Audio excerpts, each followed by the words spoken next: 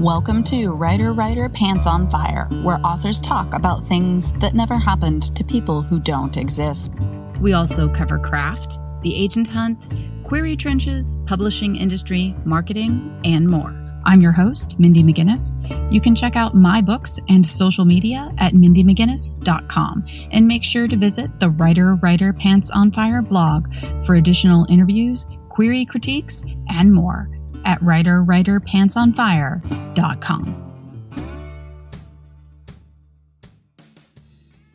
Tidewater Sandals. Where will your Tidewaters take you? When you're ready for your writing break, sometimes a little walk is all it takes. Tidewater Sandals offers flip-flops that are both stylish and comfortable. Tidewater sandals are made with 5 layers of compressed yoga mat material for all-day cushioning. The footbed is brushed to keep your foot from slipping and designed to mold to your feet. Those long walks can help break down writer's block, and the versatility of Tidewaters can keep you comfortably on your feet while working out those pesky plot holes. Tidewaters are also great for casual and dressed up looks. Wear them to the beach or out to dinner once you're done writing. Tidewaters are lightweight, pack well for trips, and a teacher discount is offered year-round. Visit tidewatersandals.com. Tidewater Sandals. Where will your Tidewaters take you? We're here with Tatanya Denford, who is the author of The Child of Ukraine, which released this month.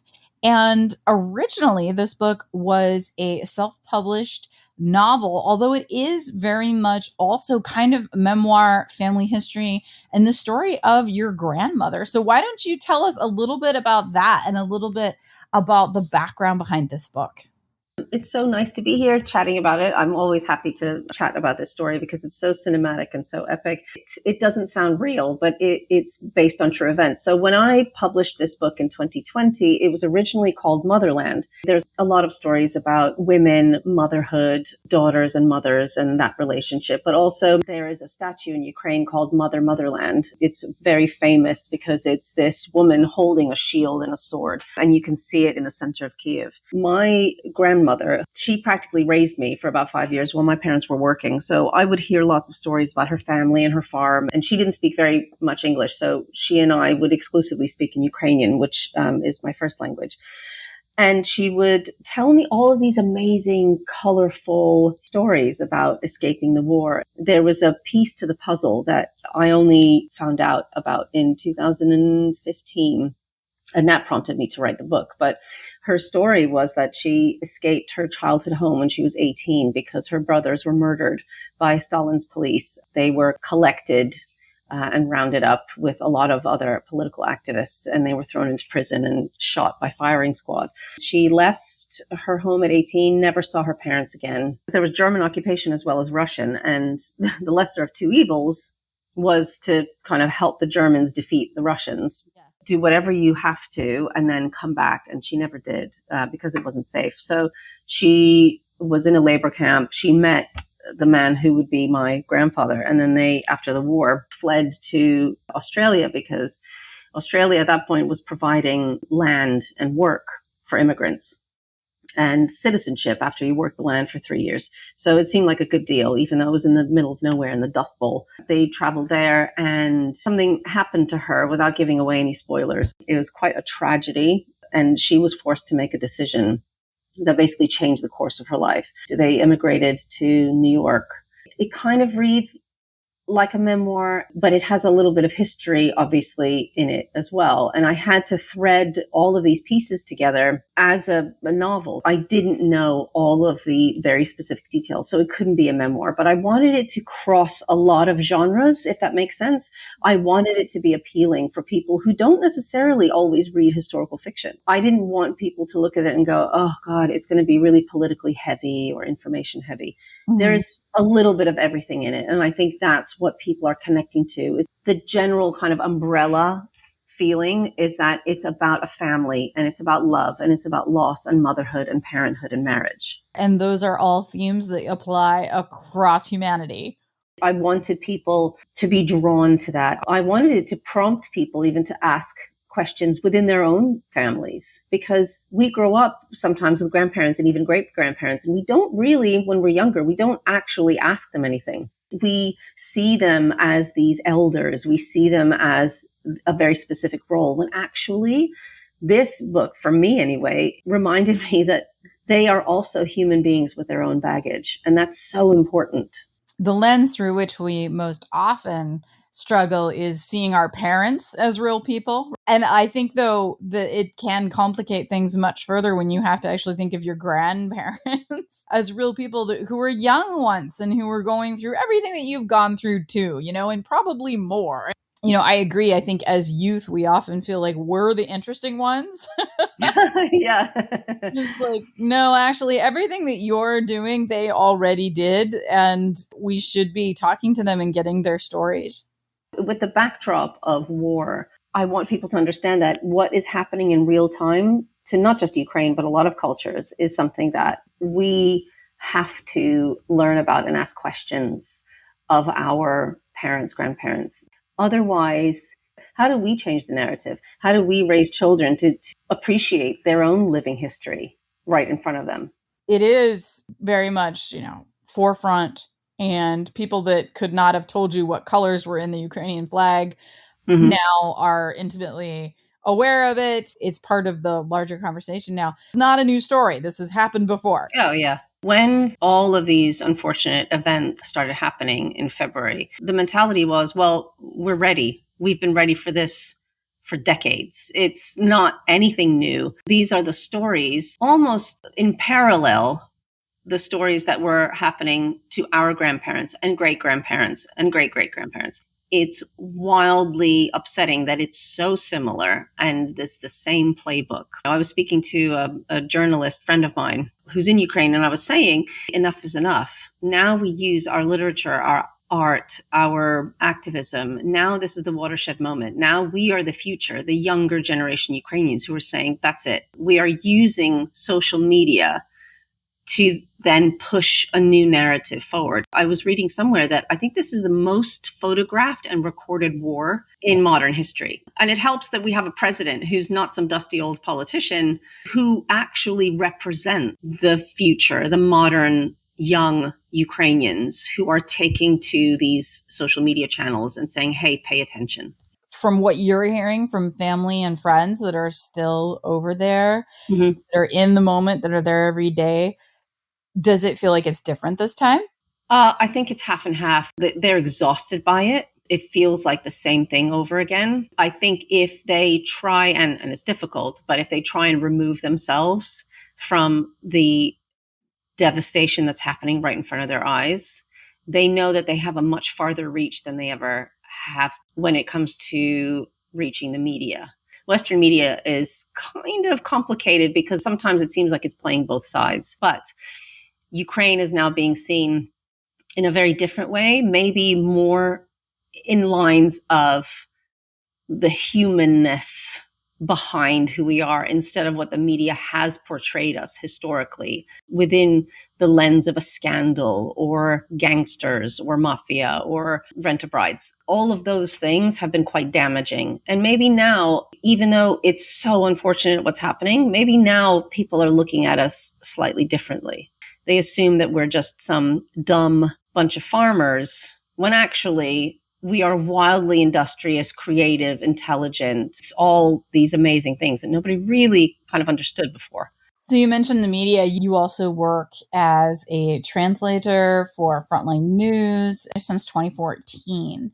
So can you talk a little bit about that experience? And did that serve as motivation in some ways to work with your grandmother's material and get that family story out there? Oh, that's an interesting question, actually. Nobody's asked me that. I think so. When they reached out to me during the Revolution of Dignity, it was through a friend of mine who I went to college with. She very kindly put them in touch with me, saying, listen, I know you speak Ukrainian fluently. They might need somebody.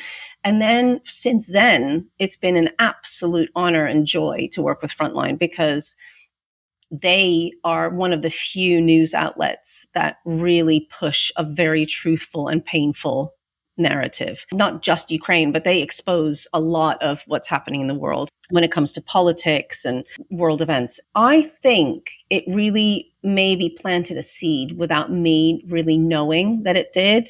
I started working with them in 2014. 2015 is when I got the call from my mother about this massive secret within the family that nobody knew about. And I started writing notes. And then I thought, I'm the only one that can write this. I'm an only child. This needs to be recorded somehow, all of these kind of events, because it was completely unbelievable and cinematic. And I thought, okay, well, I can do this. But I do think that frontline reminding me of what my insides were. And by that, I mean, I've always been a proud Ukrainian, but I've never really had many opportunities to really fly that flag proudly, in the sense that I was living in the UK because I'd moved there with my English husband and we had started a family, and there was no Ukrainian community that I could connect with. So I was a little bit removed, but having that reignited who I was deep down. And my grandmother was still alive then, and I was still in contact with her. And all these things started happening all at once. That, I think, really just started kind of blossoming within me. And then when I started going out on submission to try and get traditionally published initially with Motherland, I received so many amazing responses from agents. But at the time, they were like, yeah, historical fiction, especially about Ukraine, it's not going to sell. Because it's timing. It's a business. I didn't take it personally, but I was still proud of the stories. That's why I self-published. But now all of these things are happening all at once. They converged in this massive mountain for me and for so many other Ukrainians. I'm just proud that I'm part of it and part of this larger momentum and this group of people that are like, okay, now let's all start paying attention. ShePodcasts Live will be taking place in Washington, D.C. from October 11th through 14th at the MGM National Harbor. This event is the world's largest gathering of women podcasters and is perfect for audio content creators, storytellers, and more. Attendees can expect to learn from female identifying only podcast editors, social media marketers, authors, podcast hosts, and more during this 4-day event. ShePodcasts Live is committed to bringing a diverse and inclusive lineup of speakers, with the team working hard in order to make sure those chosen are 50% women of color, LGBTQIA+, or both.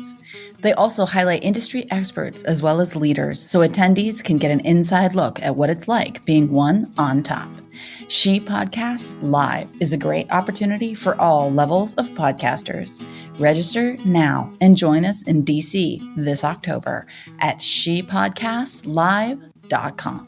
And use the code WWPF to get $50 off your ticket. So coming back to the book and talking about the actual process of writing it, you said that your mother had contacted you. There was this family secret and your grandmother was still alive. So were you able then to work with her in terms of the content? I would have liked to. She blocked out a lot of the trauma for a lot of reasons, which people will discover in the book, but it was too painful for her. And the only thing that I could do was work with my mother on a lot of the information. And she would glean information, not just verbally, but she managed to find records, court records, documents of what had happened to her in Australia. So that was the extent of my research. I couldn't go too deep with my grandmother because she, for over 60 years, she had completely erased the memory of what had happened to her. She had to block out what she had to do and the people that she was in contact with. For her to survive her life, it had to have never happened.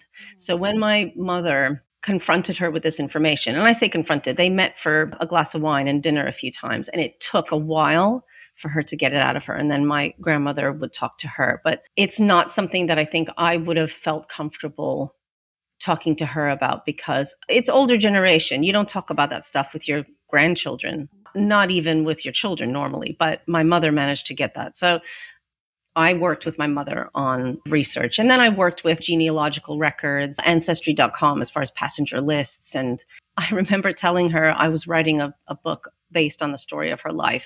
And she looked at me and goes, Mishka, it means little mouse in Ukrainian. She goes, Mishka, why would you write a book about my life? It's not that interesting.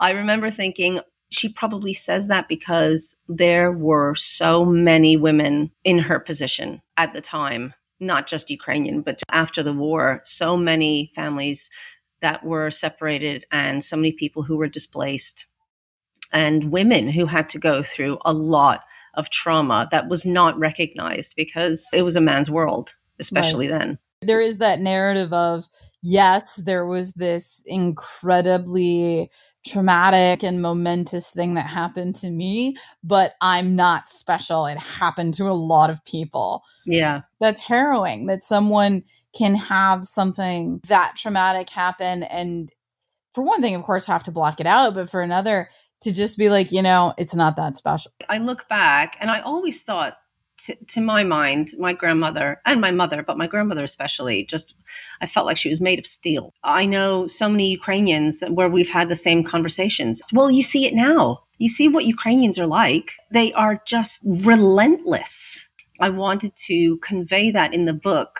Ultimately, there's always a villain. Yes, there's a villain in my book, definitely. But the characters of my family made choices that probably were not popular. They sometimes became unsympathetic characters. And that's what I wanted. I wanted people to go on that journey and think, I don't know how I would have behaved when all of this was thrown at me. I wanted people to feel conflicted and eventually sympathetic because my grandfather was, in real life, he was abusive emotionally. He was kind of even physically abusive. There was conditioning that led to that. And we find that out in the book. So talking then about the path of publication for this book, you said that you had originally aimed for the traditional publishing model with this, and you didn't have any luck because timing, like you said. Yeah. And that is a really typical story. And I think it is very interesting, and one that is super relevant to my audience, is that you can write something and it can be a great book and it can be a wonderful story and it can be something that a lot of people would connect with and find moving, and it can have great writing and the narrative can be super strong. But if the market isn't open to it at the moment, totally, it's not going to land. So if you could talk a little bit about the process at the beginning with this book and then how it ended up where you are today. One of my favorite things is talking about the process of writing, getting a book to publication, because I've learned a lot. And what I imagined it would be turned out to be very different. One of the most important things is even when you're submitting, you have to give yourself the best chance you can. So your query letter, your email that you write to them as a pitch, it has to be so compelling and so good. And you also have to embody the business of getting a book to publication. You're not just some starving artist who sits in the corner and hopes for the best. You have to carry yourself in a way that engages an audience, engages the agents. You have to sell it. I was very lucky in the sense that when I was sending out the first 3 chapters of my manuscript and I had the query letter down and I personalized each letter to each different agent, because you do your research and you make sure everything is pointing to yes. Doesn't guarantee, but at least you feel good about what you're presenting. In the first couple of months, I received 12 full requests. It's a unicorn. Like, a full request is a big deal. And then the requests came back eventually and they're like, you have such beautiful writing, but we need more of this, or we need more secondary characters. We need more tension. The market isn't great. There were all these kind of factors that were in the way. Agents, I realized, are human beings. They're doing a job. It's not personal. And every single one of these agents that responded to me in kind, even though it was a rejection, they were so nice about it. A couple of agents actually wanted me to change the story and resubmit it. And I thought, I'm not sure I can do that because this is based on a true story. And I know you want to make it compelling and commercial, but I kind of want to stick to what happened. They were all so lovely. And I made so many wonderful connections, and we are still friendly and still connected. And they are so supportive.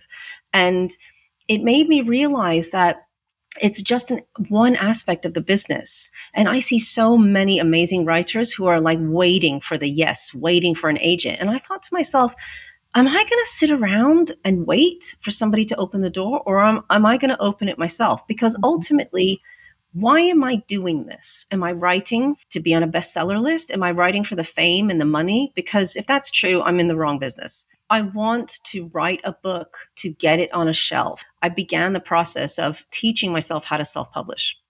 And I made a lot of mistakes along the way.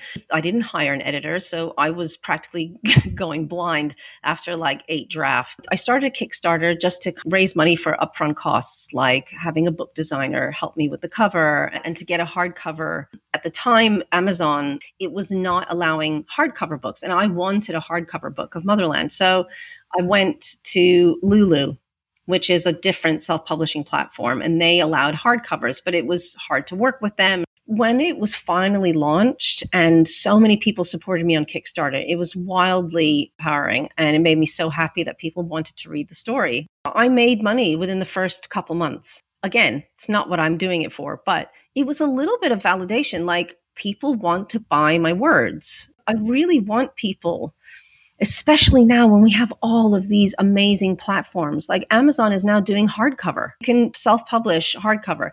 There are so many brilliant authors out there that don't need to wait. It's a very fickle industry. It's really hard. Yes, it's great to have an agent because they open doors for you to get into magazines and newspapers, and they kind of push and market.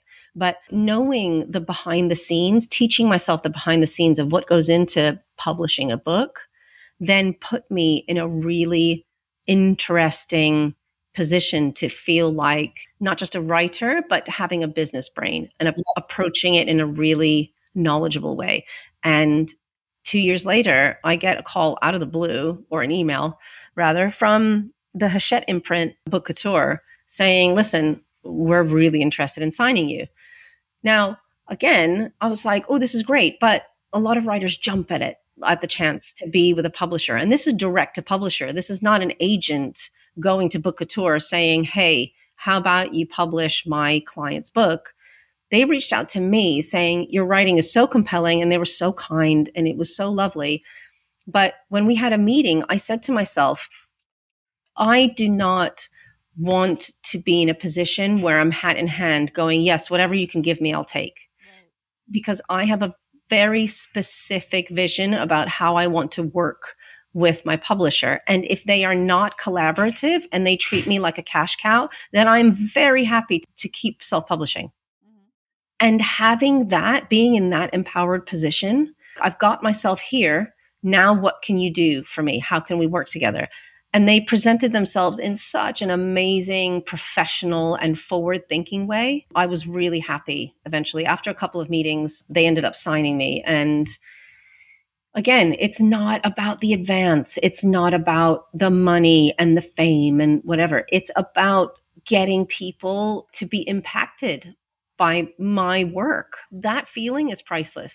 When people say to me, oh my gosh, I've handed your book to a friend of mine or the reading group, and they're asking so many questions about their own family. All of that is just beyond. That's exactly what I'd hoped to achieve as an author. So tell me about them finding you. How did Hachette go about discovering you? Were they looking for stories about the Ukraine? How did you pop up on their radar? This is a little bit cynical, but I think publishers and agents were observing what was happening since February. I think probably were looking for the angle as to how we can get more voices and stories about Ukraine out there. The best thing you can do is amplify what's happening, and not within a war narrative lens. It's about the humanity behind what's right next door. When February happened, I kind of went into high gear Ukrainian mode. I wanted people to understand that if they wanted somebody who was connected to Ukraine, but in a modern way, I'm one of those people. So I managed to kind of make sure that all of my social channels were very focused on Ukraine, creators, literature, art, activism. What I didn't want to do is put the focus on Russia is evil, talking about Putin, like all of that. It's so negative that even though that was the reality, I wanted people to understand about who Ukrainians were. So I put myself in hyper focus. And I'm pretty sure, if I'm not mistaken, that a couple of the editors at Book Couture were already following my Instagram and my social media. So they were aware of me because I'd always spoken about my family story over the years. But now it went into overdrive. And I think they were just kind of maybe monitoring me. Maybe I was the atypical writer. I'm very social media friendly. So I kind of cover all grounds. And I think they were probably, if I'm not putting words in their mouth, I think they were just interested in what I had to offer as far as kind of a well-rounded author that they might be able to work with. I really, again, just love that idea of you having a great story and good writing and a powerful narrative, but just the timing not being there. I was just looking at your Instagram. Obviously, that is where you're really super active. With that in mind, last thing, why don't you let listeners know where they can find you online and where they can find the book, The Child of Ukraine? I feel like I'm everywhere. I have a website, TatyanyaDenford.com, and you can find links to order any of my books. I've also self-published some poetry books. People can drop me their email there, and that way they can stay updated. I'm on Twitter at Tetyana Write, quite active on there, as well as my Instagram, which is the same handle at Tetyana Writes. I also do a show that I host called The Craft and Business of Books, and it basically interviews editors, publicists, agents, authors about the behind the scenes of their experience about being traditionally published and even self-published. I'm part of a documentary with Frontline News coming out at the end of the summer about what happened in Ukraine. It's not easy viewing. I love Frontline, and I think it's going to be a beautiful and harrowing documentary. And The Child of Ukraine, you can find it on Amazon. It's out on audio, ebook, as well as print everywhere.